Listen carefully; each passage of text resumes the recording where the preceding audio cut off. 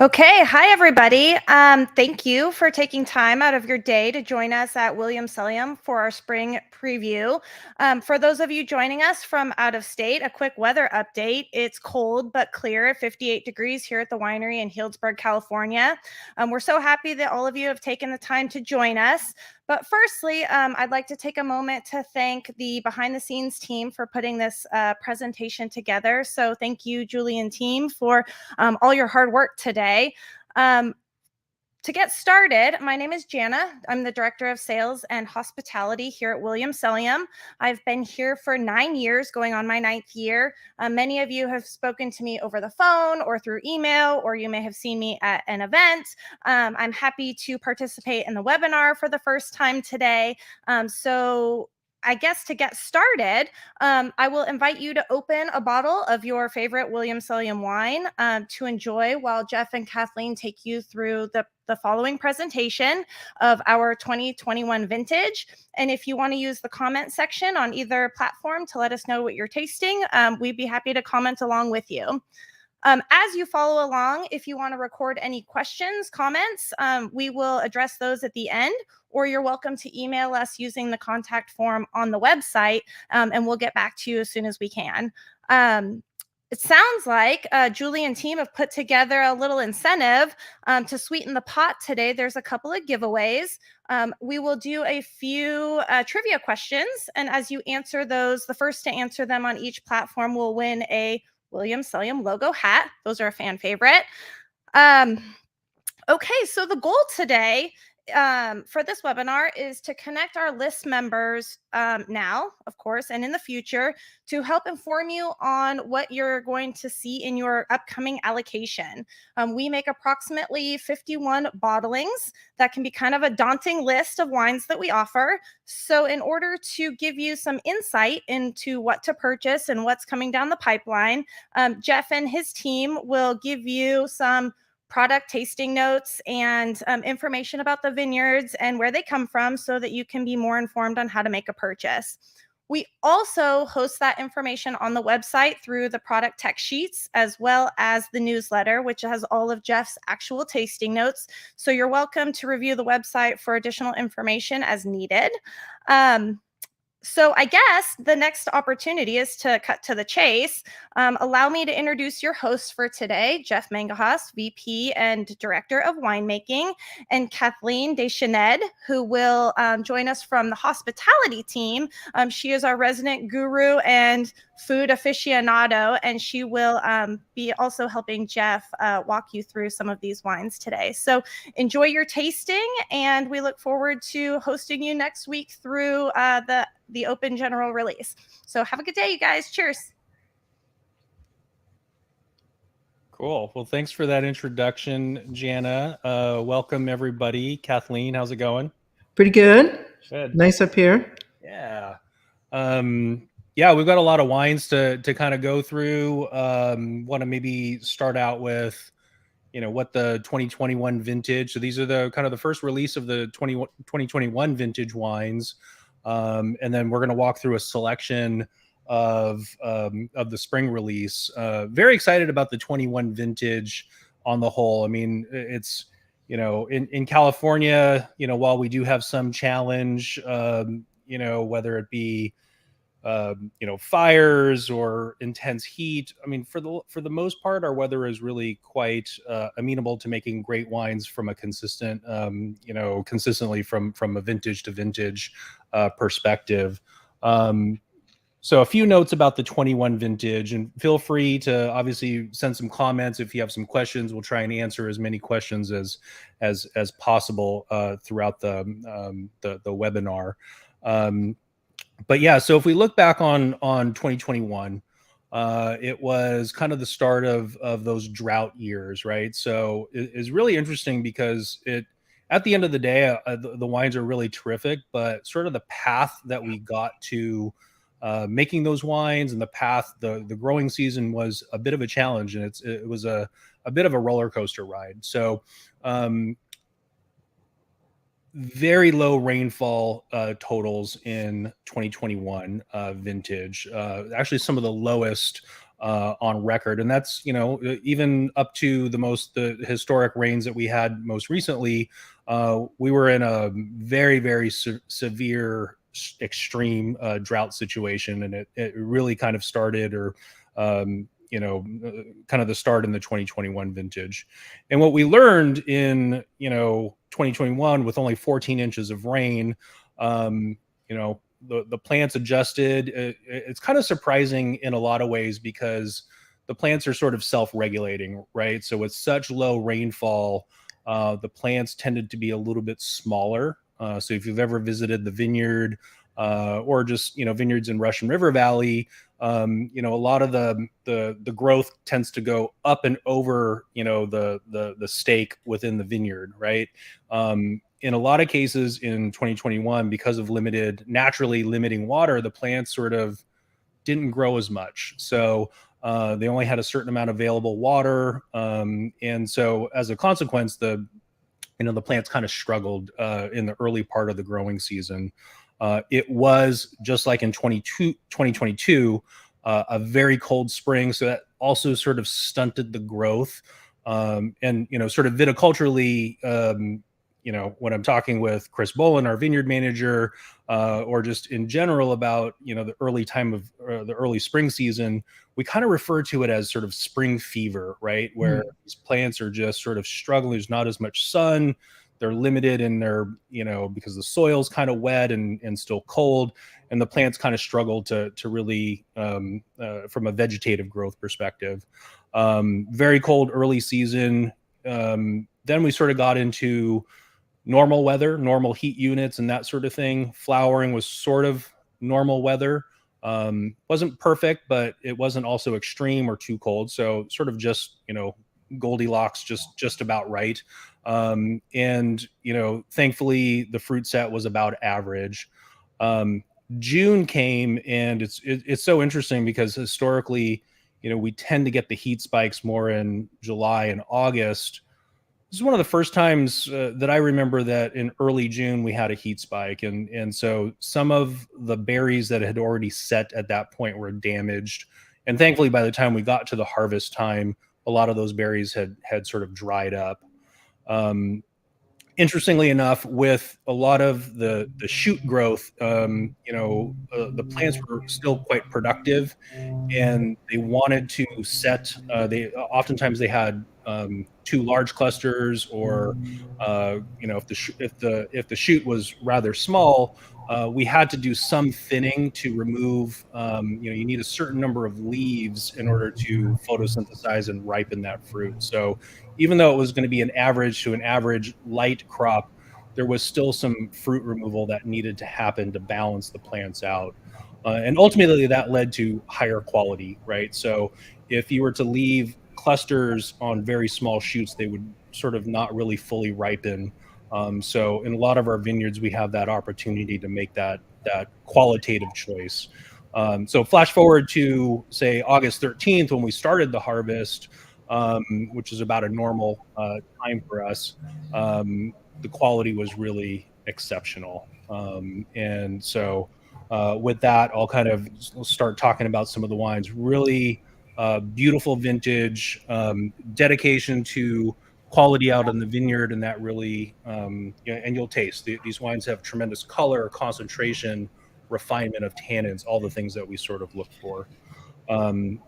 So sorry, that was sort of a bit of a rush, sort of the cliff notes on the growing season, but bottom line, the wine prove to be outstanding through excellent viticulture and winemaking practices.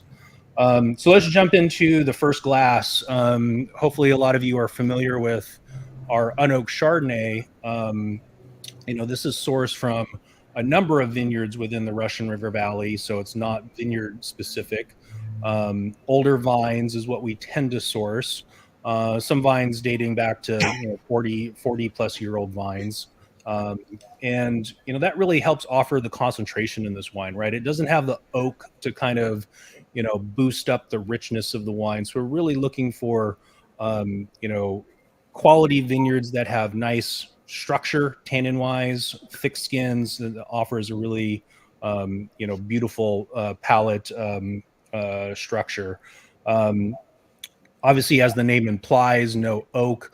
One of the sort of tricks, if you will, taken from sort of the barrel fermented, winemaking process is we do keep the wine on the lees for quite a Mhm. long time in the stainless steel tanks. And we mix the tanks. So hopefully you've heard of this word batonnage, right? The stirring of the lees and barrels. So we're doing the lees stirring in the tank, and what that offers is mouth richness, right? Mouth filling sort Mhm. of richness, and I think that's what this wine has. Um, Kathleen, you've had a second to taste it. Does that sort of ring true with you? Yeah, for a lot of chard that's fermented in stainless steel, they're often just almost bright and almost can be a bit sharp. But this has just a beautiful, round, rich mouthfeel, and I can't help thinking about Dungeness crab. Yeah, for sure. Mhm. Yeah, no, absolutely. Still has that great acidity because this wine is one of the few wines that we filter because it doesn't go through malolactic fermentation. That also helps preserve some of the natural acidity in the wine. Um, Sort of uncomplicated, but it is surprising because of that lees stirring. It offers a lot of richness. A wine surprisingly that can age quite well. You don't Oak doesn't necessarily mean in this regard it doesn't mean something that because it doesn't have oak, it's not going to age. It's got the acidity, it's got the modest alcohol, those kinds of things that are going to ensure. I mean, I can't even remember. I think it was a number of years ago. I was traveling and I was in um, Atlanta for an event, and I remember going to a famous steakhouse called Bones in Atlanta, and they had this wine. They were pouring it Coravin by the glass, and it was like a 10-year-old unoaked Chardonnay that was just absolutely beautiful. It was developing the way it should, still fresh, and it didn't miss a beat, without that oak. Mhm. So really, don't be afraid to stick this in the back of the cellar and forget about a few bottles. Yeah. Although it's delicious today. So, Mhm. That all is right. great. All right. So let's move on to the Heinz Chardonnay. So Mm. we do make most of our Chardonnays are barrel fermented. So barrel fermented, go through full malolactic fermentation. And this is one of the great vineyards in California, in my opinion. There's a beautiful shot of it right there. So what you're looking at in this picture, the vineyard's up at about 800 feet, 790, 800 feet. And it rises from the bottom, the valley floor of Green Valley. Grayton Road, as you're heading out towards Occidental, you start to climb up and you hit Harrison Grade Road. And that's where this vineyard sort of lies. Lots of history in this area. Super good vineyards. Chardonnay, Pinot Noir. There's some Old Vine Zin up there. And what's really unique about this being in Green Valley, this wine grows in a particular soil type, and you've heard me mention this before. And it's in the tasting notes. It's about it grows in a Goldridge sandy loam, and it's one of the few vineyards that we source that actually is grown in this type of soil. And why is that special? It's the soil is almost like this. I kind of picture it as when I'm walking through it during harvest time and just checking on the grapes, and it's almost like talcum powder. It has this really fluffy kind of soil type, and it's a decomposed sea bottom kind of soil. So hence the sandy kind of loam. Very well drained, holds just enough water, I think, to help sustain the plants. But strangely enough, that sort of like talcum powder, dusty kind of quality is conveyed into the wine, right? So from my perspective, when I taste this wine, I often get sort of like a minerally kind of impression. I know that's kind of a weird word, but sort of like crushed rocks and quartz, those kinds of things. And it's this is sort of a weird word, but I've mentioned it before. the banana belt sort of concept, which it's, even though this is in a cool region, so Green Valley is quite, and you're heading out towards Sonoma Coast, because it's at elevation, the fog line just sits right at this vineyard, so it's cool, but the fog really tends to burn off quite quickly in this particular vineyard because of its elevation, and so it enjoys really nice, modestly warm temperatures kind of throughout the day. And so oftentimes the typical descriptors for Heinz are fresh pineapple notes, some tropical notes, Gravenstein apple, yellow apple, those kind of ripe sort of profiles, but amazing acidity because of how cool the site is, the slow ripening process, beautifully textured wine. Yeah, I think that like all of our Chardonnays, and I often find myself in the tasting salon being the cheerleader for our Chards because they kind of live in the shadow of our Pinots. But Jeff, I think you just make such beautifully balanced Chardonnay, and I'll have to admit that the Heinz is one of my favorites. It's a terrific ranch. Some other terrific producers sourced from this historic vineyard, working with Charlie Heinz, vineyard that's been in the family for many years. Just a pleasure to work with such a professional. And wow, what a distinctive wine. I mean, you just tasted it, right? You get that sort of like crushed rock, again, sort of the minerally crushed rocks, quartz, that kind of thing. And that to me is actually a signature of Gold Ridge kind of soil, right? And so with the top notes here of the tropical, no matter what vintage it is, there's some level, it's, can be star fruit, it could be, fresh pineapple or grilled fresh pineapple, those kinds of notes. It's a signature of this particular site. As with all of our other barrel fermented Chardonnays, modest oak usage, only French, 20 to 25% new, and then the balance is 1-year-old, 2-year-old, and 3-year-old oak, just to highlight the freshness of these different vineyards. And the nose on this wine is gorgeous. It's showing a little bit of like lime character, it's a little bit of citrus. Yeah, a little bit of like fresh herbs as well. Really terrific wine. Okay. Obviously in this release, we also have the Olivet Lane Chardonnay. Just a quick note on that vineyard, planted in the mid 70s. Great concentration. That wine tends to be a little bit more on the apple pear, owing to its clonal origins of Old Wenty, which tends to have that sort of spiced pear character. So we're not tasting that wine today, but also sort of a perennial favorite. Great acidity, focused acidity, again, sort of in that apple kind of character or that profile. Okay, let's get to some Pinot Noirs. On to the stars of the show. Yeah, for sure. The Central Coast is the first wine. What a great value I think this wine offers alongside the Sonoma County, right? I mean, it has beautiful character of place, right? So we're talking about the Central Coast. Our vineyard is our own vineyard, actually.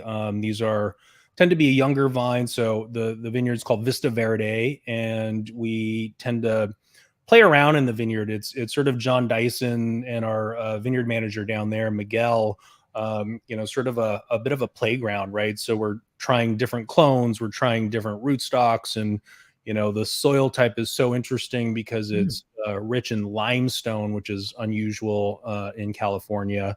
Actually, really, a lot of the vineyards in this part of the world are high in limestone. So that tends to offer a little bit of, really plush tannins. The wines, again, sort of tend to taste that sort of crushed rocks and mineral kind of components to it. Berry fruits are typical. Even though we think of it as Central Coast and just geographically, it's sort of south and east of the town of Hollister. And so kind of inland from Monterey, catches some cool breezes. You would tend to think this is a really hot area, but and it can be warm, but because of its elevation and how it catches some of the breezes coming off the coast, it's actually quite cool. And so, we're tending to harvest. I mentioned August 13th is our typical harvest date. That's here on East Side and West Side Road, right in the middle of the Russian River Valley. It takes about another 3 weeks on average, for us to start picking grapes in the Central Coast. So, pretty dramatic difference. It's behind in its, maturity, and it just kind of demonstrates how much cooler of a site, this particular vineyard can be. In the nose, this wine, a little bit of, berry fruits, and then that sort of, mineral kind of complexion on the finish. A little bit of citrus. What do you think, Kathleen? I think the plum really stays with me on the finish. And I think too that these are wines that, and you can speak to this a bit, Jeff, that we craft to be drunk a little younger than the vineyard designates. I usually tell people a great strategy, especially if they're not used to laying down wines, that we give you a generous allocation of these wines that are our blends, and we craft them to be drunk a little younger. So enjoy them now. They're a great everyday wine. But again, I think wonderful William Selyem representation, beautiful complexity, certainly reflects our winemaking style. Yeah, absolutely. Yeah, less oak influence on the wine, and again, that is purposeful. With this wine, as well as with its sort of counterpart in the North Coast, the Sonoma County, tends to be more like a third new French oak. So the same, it's maybe a good opportunity to sort of describe as we get into the Pinot Noirs. And again, I've, described this before, but for maybe some of those that don't really know the history and sort of the understanding of the William Selyem methodologies, we have these really interesting stainless steel dairy tanks, which are horizontal open top tanks. We practice a lot, which is unusual, right? So I oftentimes like to use my sort of my water glass in terms of like, this is what a typical, open top fermentation is. But if you can picture this glass, I'm not going to tip it on its side, all the water is going to pour out. But if you can picture this tilted on its side, you get a different ratio of skin to juice. And so that's really important, I think, in Pinot Noir winemaking. We practice a lot of actually foot treading or pigeage, where we're actually gently extracting the grapes, a very old technique, particularly practiced in Old Burgundy. And it's, in a lot of ways, it's the right method to extract the beautiful tannin structure in our wines. So whole cluster is typical. So like the whole bunches, when they're hand picked out in the field, those are sorted in the winery and then deposited in the tanks by gravity. And then the remainder of the fruit is destemmed over the top. And then we only use Francois Frere, which is our historical, but also a really nice match texturally with our winemaking style. So as we go through all the Pinots, or for that matter, if you're tasting any Pinot Noir at home, it really, the differences that you taste, and I was like sort of describing this part because it's so compelling. Our wines are so distinctly different because of where the grapes are grown, not because we've changed the winemaking technique from wine to wine. So same barrels, we have our own William Selyem proprietary yeast. We have these dairy tanks. We have the same methodology, similar methodology out in the field from a viticultural perspective. So, wow, the wines are so different. 25 different Pinot Noirs. If you ever have the opportunity to taste them all side by side, they're really quite fascinating, and not just marginally gì, they're dramatically different wines. But it's not because of the technique; it's the place, right? And that's what great wine should be, right? All right. Any other comments on the Central Coast? Just a drink me. I think you said it right. I mean, sort of a drink me now kind of wine, something that's if you were to put down a few bottles, it would totally have some longevity, but who can resist it today, right? Yeah, this is a drink me now kind of wine. Okay, so now we're going to go to the Russian River. And what a cool wine this wine is. Oh, what a nose. Yeah, it's sort of classic in my opinion. It's got some citrus notes to it. It's dried rose petals. It's got the Pinot perfume, and that's what, Pinot Noir should be. I love describing our wines, and some wines have more of the floral kind of character than others, depending on the site. But that perfume, right? It has the Pinot Noir perfume. And this wine just has a beautiful color, red fruits, citrus, a little bit of spice like anise and things like that from the whole cluster. So one of the few wines that we make, mostly we focus on vineyard designated wines, so wines of specific site and location with individuality.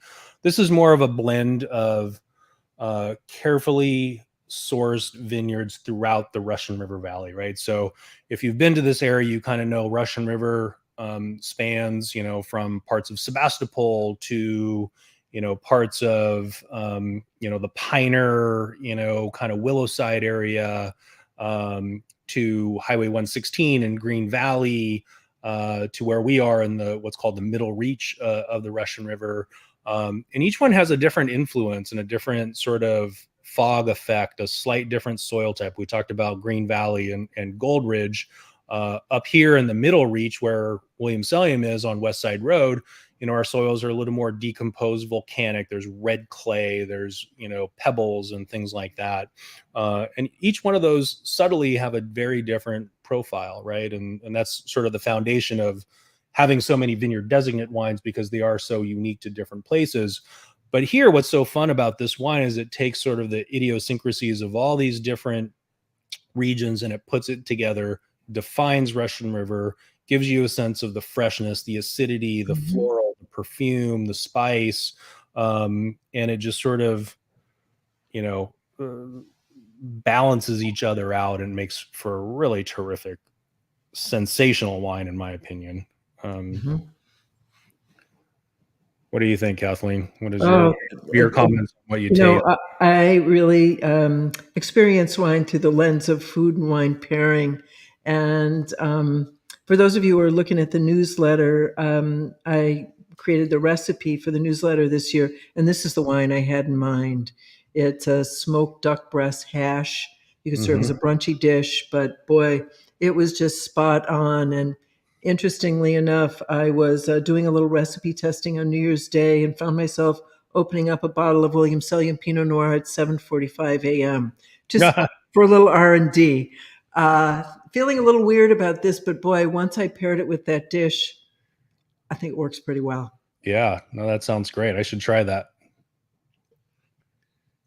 No, what a great aromatic. I mean, it's just, it explodes out of the glass and it's still a baby. I mean, just to address that, a lot of our wines do benefit with a little bit of time, but, as we already mentioned with the Chardonnays, I mean, they're delicious in the Central Coast, delicious when they're young. So they're vibrant and primary and, fresh. They have all that, what I describe as baby fat, right? But given a few more years to kind of, age in the cellar, some of that primary fruit character is going to start to, go into a little bit more, layered mushroom, earthy kind of qualities that really, that's what a great Pinot Noir is about, really, is having, some of those secondary aromas. And that takes a little bit of time, but,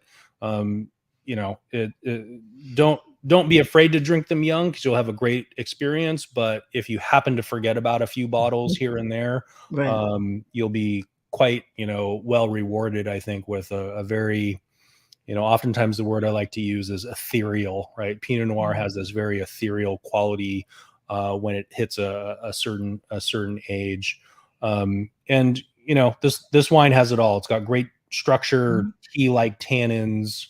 It's vibrant and it's fresh. Only about 40% new oak on this wine.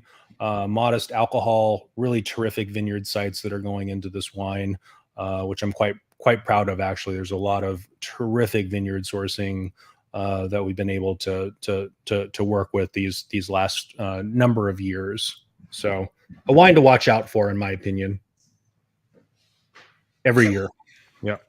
All right. I see the banner. It's trivia time. Oh, okay, good. All right. What do you got? Question number 1. What was the original name that Bert and Ed used for the winery? That should be an easy one. We have any winners so far? Depends on how fast they can type, I think. Yeah, I guess so. On my own computer, I've been doing dictation, which is actually quite good on computers these days. I see a couple of wrong answers. No, it's you have to dig back into the late 70s, early 80s, obviously. Wow.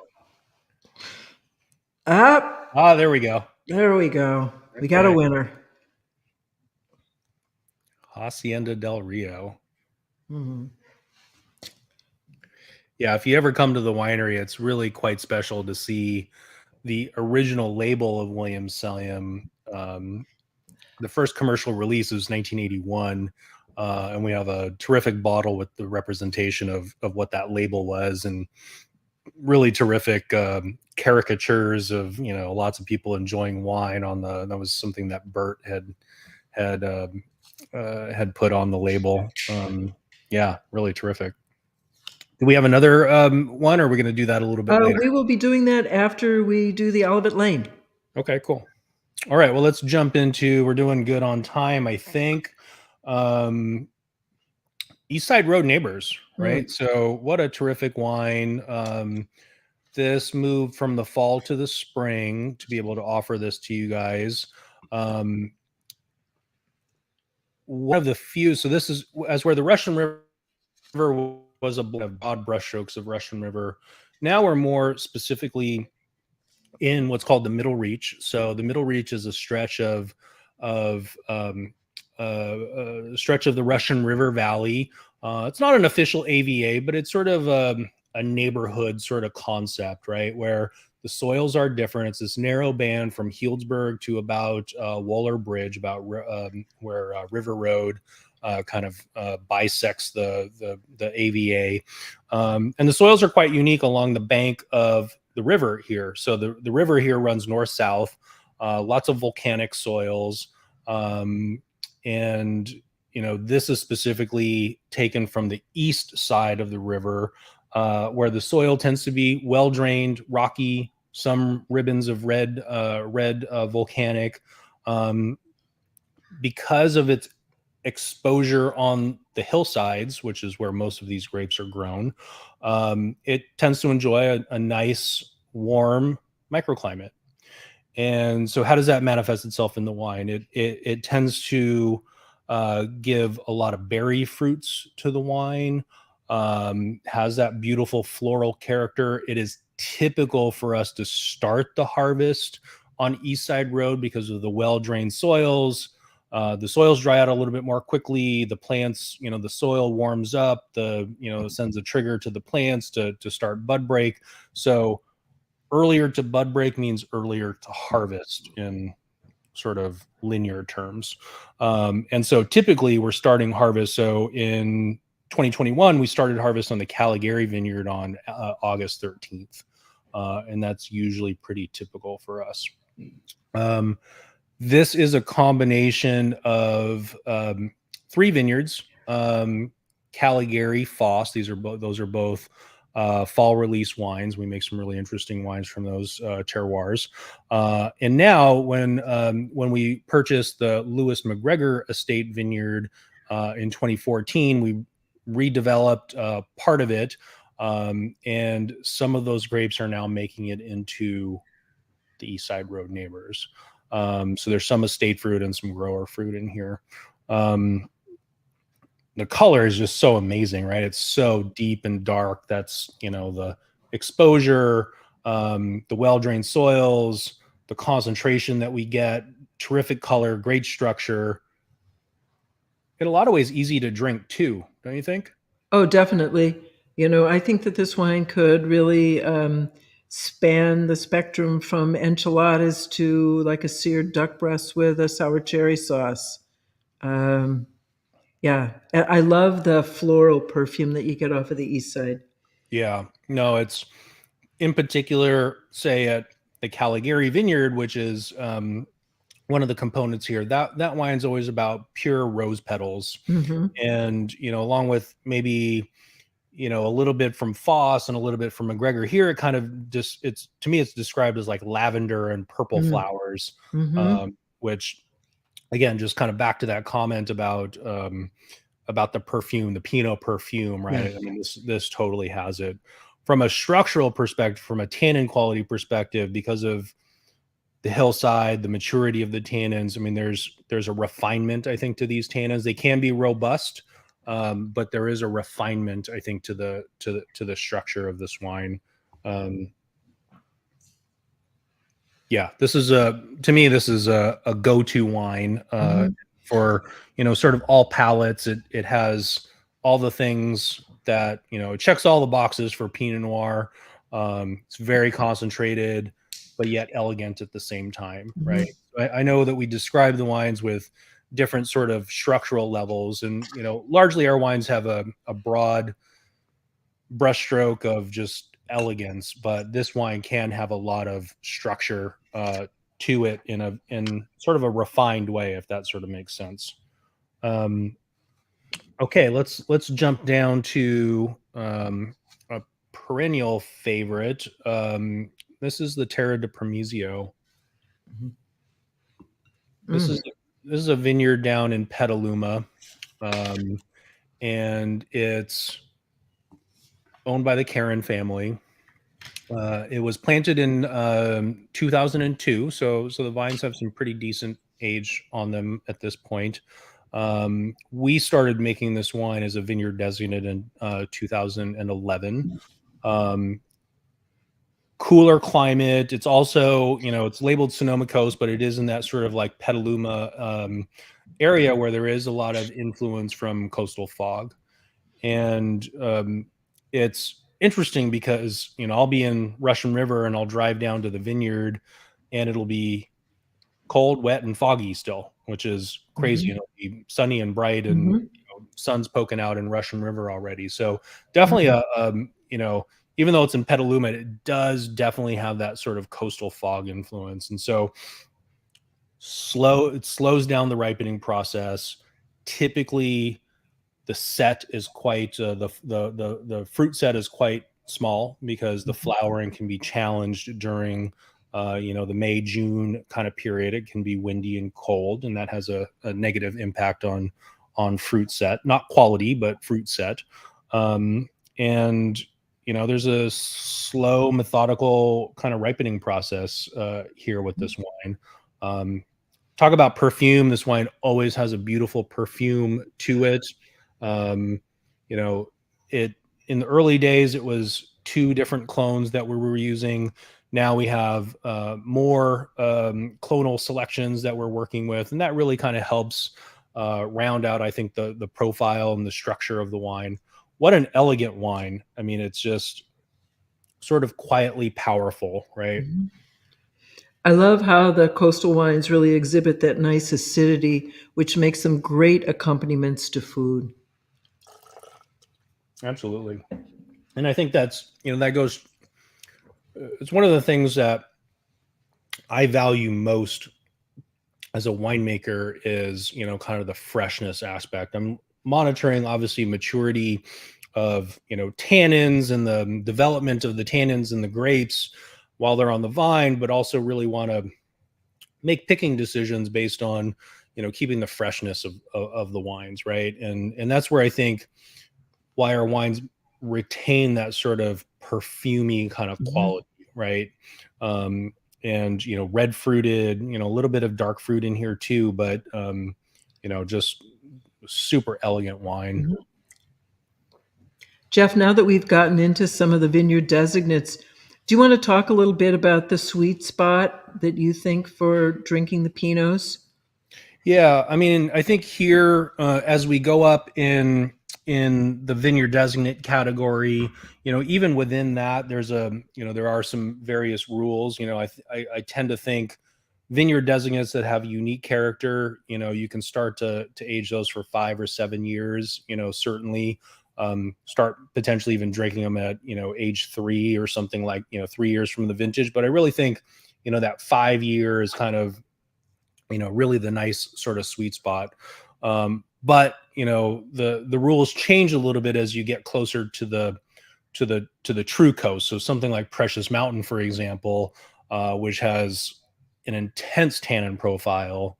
Those wines are, sure, try and drink a bottle if you're able to purchase a few bottles. Try one after a few years, 5 years or whatnot. But really, those wines are going to shine past the 10 years if you can keep your hands off of them. For example, the 2012, which had recently, is starting to taste really nice. It's actually still quite young, but with the right food, it was delicious. So.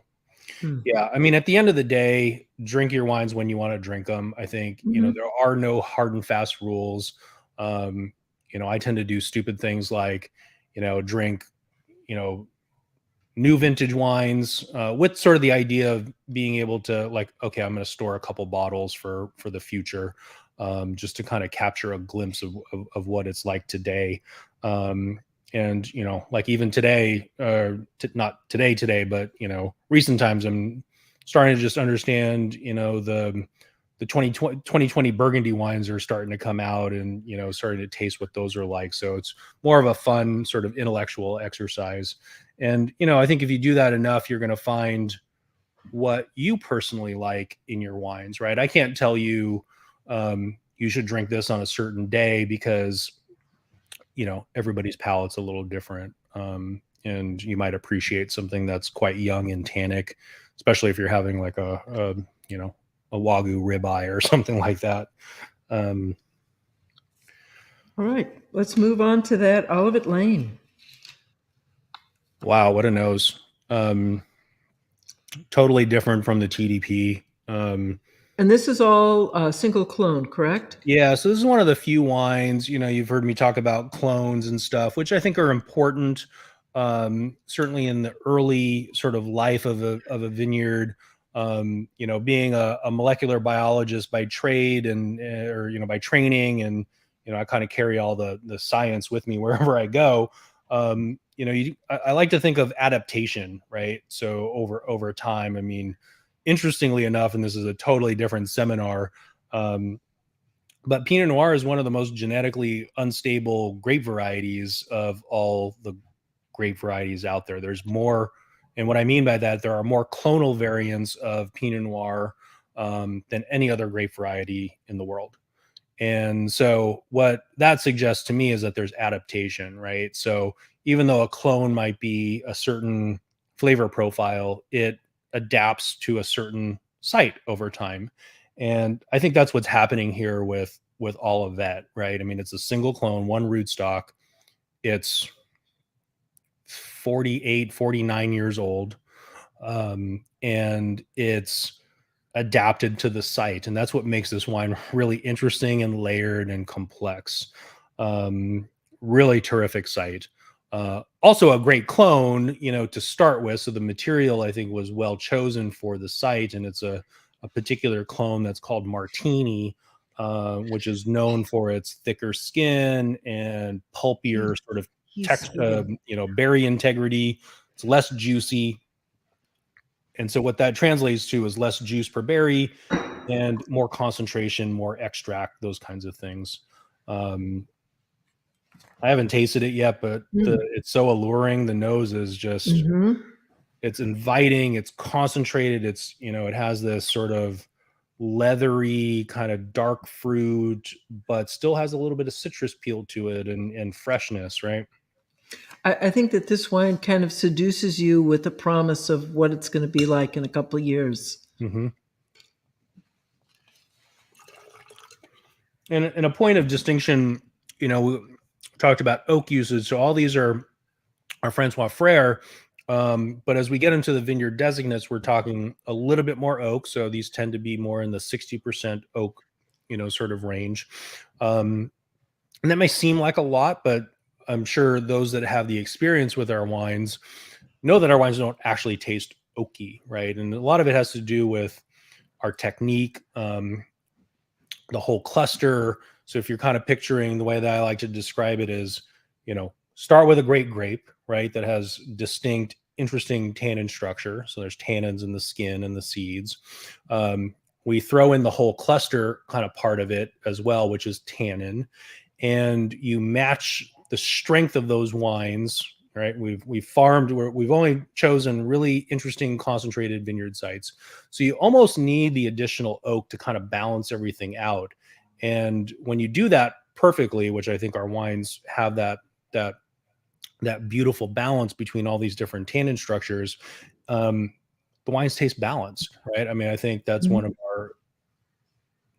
of the things that I like to describe about our wines, is they have terrific balance, and it's because of great farming, whole cluster, all these kinds of the pigeage or the foot treading or dairy tanks, plus the oak. It creates for better integration, and nothing kind of pokes out. There's not a lot of elbows, if you will, with our wines, right? They're more integrated than that. Yeah, I think that's a great way to talk about. I think balance to me is really the through line to our wines. Well, we're going to have trivia question number 2 here. Okay, cool. So, as you well know, we're known for sourcing grapes from Sonoma County, but what are the other 3 counties that we source our grapes from? We talked about one today.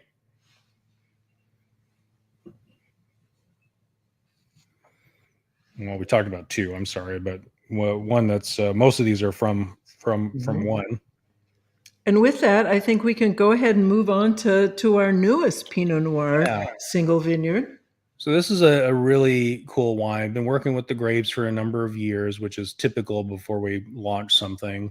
This is the Marta Ella vineyard, and it's situated in sort of the Piner, sort of what's called the Santa Rosa Plain area, and there's some fog influence. Enjoys a really nice long growing season, beautiful sunshine exposure, some sedimentary kind of soils. It's very very diverse soils, some clay loam, some sedimentary. And the interesting thing here is one of the more densely planted vineyards in Russian River. So what does that mean? That means there's increased competition from a plant to plant perspective, mining nutrients, mining water, those kinds of things. And so that helps in a lot of ways, increases the struggle in the plant. And that's what's so unique, just sort of thinking about struggle and say like the true Sonoma Coast, right? Precious Mountain, those places. Struggle creates interest. It creates character. Right. And so this is a way in a region where, largely the Santa Rosa Plain, as the name describes, is, sort of flat and homogeneous, but there are these ribbons of sedimentary soil. So this was a way to sort of increase the competitive nature of these plants. And what a nose on this wine. And that's really typical for this part of the world, the perfume, in a lot of ways, sort of easy to drink, ripe structure, ripe meaning, refined tannin structures, elegance, but power at the same time. Some of the older plants in this particular vineyard, so this is a combination of some old Pomard planted in 1995 and some Calera and Swan, which these are all terrific, well-suited clones for this part of the Russian River Valley. It's certainly stuff that we have planted a lot here on West Side Road in our estate. But just an explosive wine, right? I mean, just the nose, I'm going to taste it now and let you talk, but I think very refined, concentrated wine, and that's the higher density of planting here. Well, I know that we have sourced grapes from this vineyard for the Russian River in years past. So we've had a little experience getting to know this vineyard, but and I think that to get Jeff's attention for a single vineyard designate, I think that these, you got to know that these grapes are really special. So definitely something to look out for. Obviously, the grapes are farmed by the Bonovia winery. So I work with Mike Sullivan and Chris Kangas there.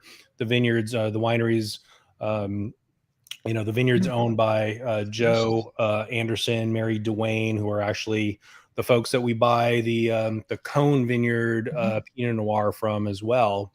So we know them well. We know that they take care of their vineyard. It's farmed exceedingly well, and I think this is a great wine to develop, something to look out for in the future, and I'm excited to present it to you today. So I hope you purchase a bottle or two and kind of see the beauty of what I feel like is a very special place, and the vines are really just starting to hit their stride. So I think it's an exciting project. The nose. Yeah, that's great. In the interest of time, we need to move on a bit to our two Zins. Okay. Yeah. So interestingly, our Zinfandel program, the history goes back to Bert and Ed days in the 80s at the founding of the winery. Sonoma County, is obviously well known for Chardonnay, Pinot Noir, and there's old historic vineyards. So these two wines, Pepera, old vines. We only work with old vines.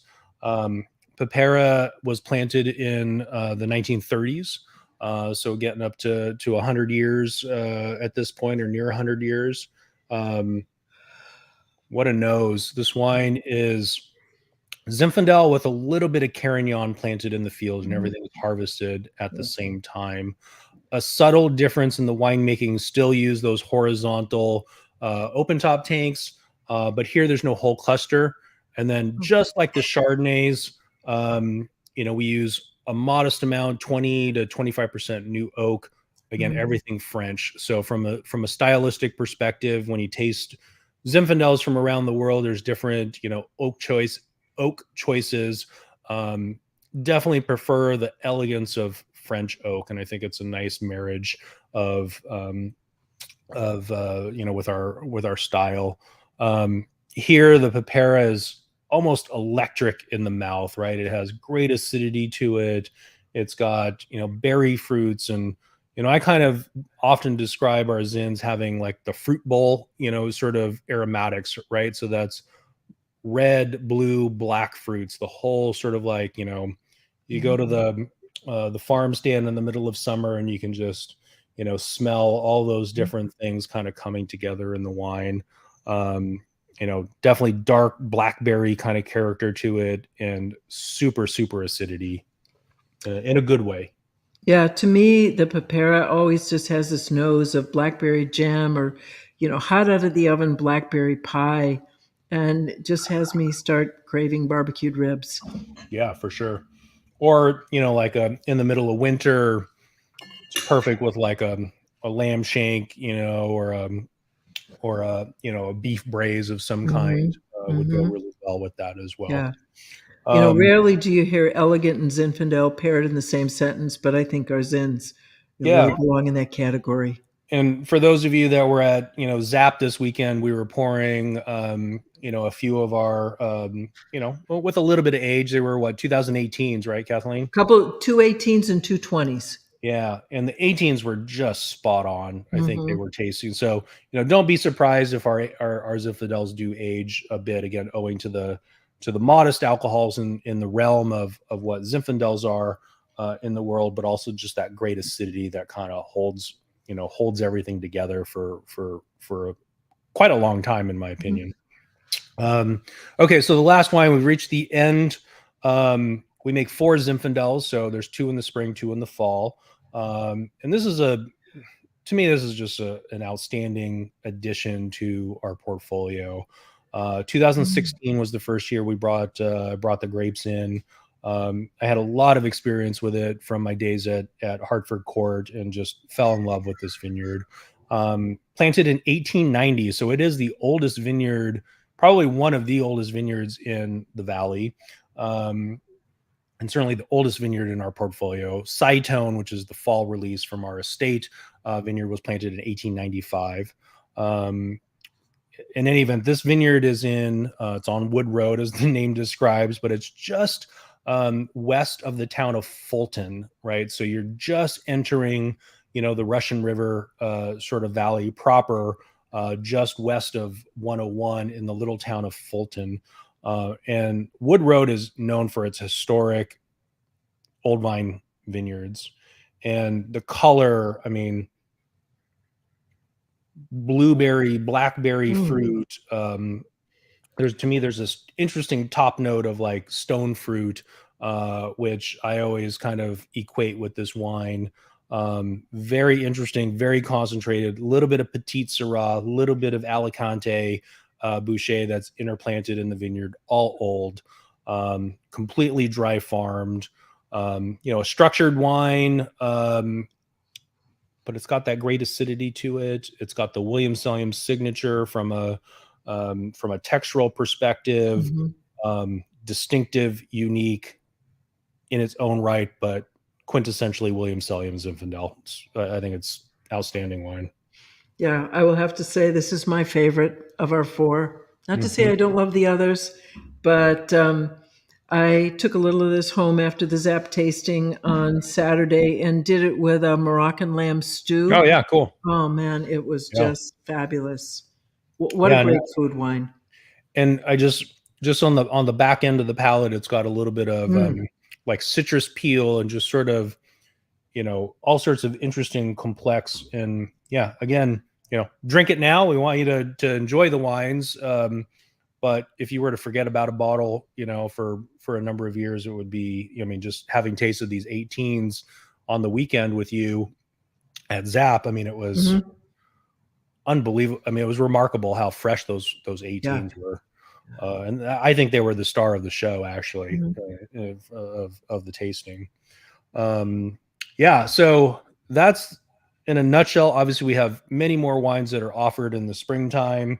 I hope you enjoy the vintage as much as I do.